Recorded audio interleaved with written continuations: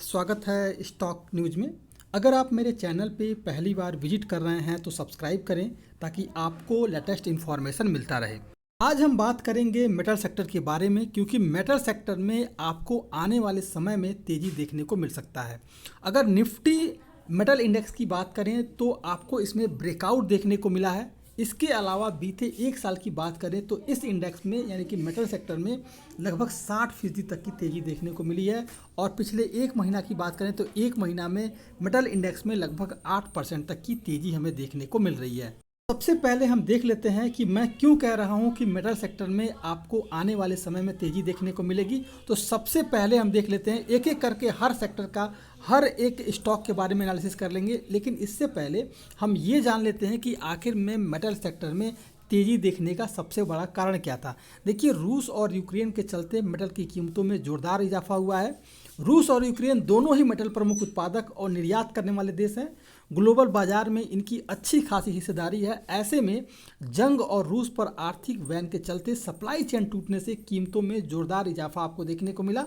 ये इजाफा वित्त वर्ष 2022 की चौथी तिमाही यानी कि जनवरी से लेकर के मार्च के दौरान सबसे ज़्यादा हुआ। इस दौरान आपने देखा होगा कि लगातार जो है मेटल सेक्टर में लगातार आपको तेज़ी देखने को मिली होगी। ज़्यादातर बेस मेटल की कीमतों में तिमाही आधार पर सुधार देखने को मिला है और Q4 में बेस मेटल की कीमतें तिमाही और सालाना दोनों आधार पर बढ़ी हैं। इस तिमाही में एवरेज जिंक जो है, एवरेज जिंक का अगर प्राइस देखा जाए $3788 प्रति टन जो है इसका बढ़ा है। सालाना आधार पर लगभग 36% और तिमाही आधार पर लगभग 11% का इजाफा इसमें देखने को मिल रहा है।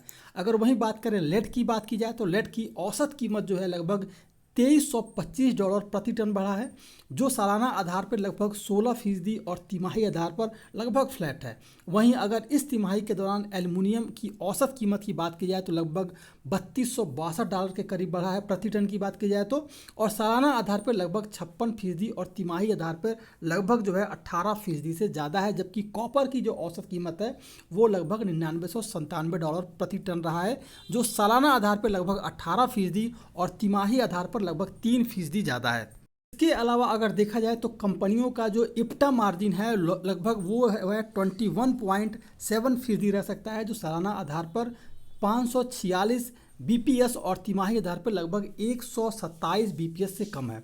इनपुट कॉस्ट बढ़ने के चलते मार्जिन पर असर देखने को मिल सकता है। कोल इंडिया का जो इप्टा चौथाई तिमाही में लगभग 475 टन रह सकता है, जबकि NMDC का 2500 रहने का अनुमान है। टाटा स्टील की बात की जाए तो इसका इप्टा टोन जो है चौथी तिमाही में लगभग 25,500 के करीब रह सकता है और JSW स्टील का लगभग 14,000 रहने का अनुमान है।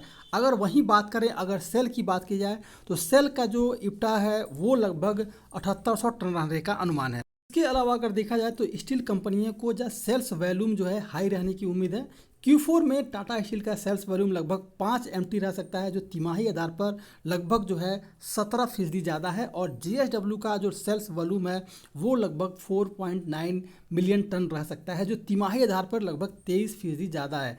अगर सेल की बात की जाए तो सेल का जो सेल्स वॉल्यूम है लगभग 4.5 MT रह सकता है और जो तिमाही आधार पर लगभग जो है 17% से ज़्यादा है। इसलिए मैं कह सकते हैं हम लोग कि स्टील सेक्टर में आने वाले समय में अभी और भी तेज़ी देखने को मिल सकती है। इसलिए स्टील सेक्टर में अगर बात की जाए तो सभी स्टील सेक्टर में आपको आने वाले समय में तेज़ी देखने को मिल सकती है और स्टील सेक्टर में निवेश करने का सबसे सुनहरा मौका इस समय हो सकता है।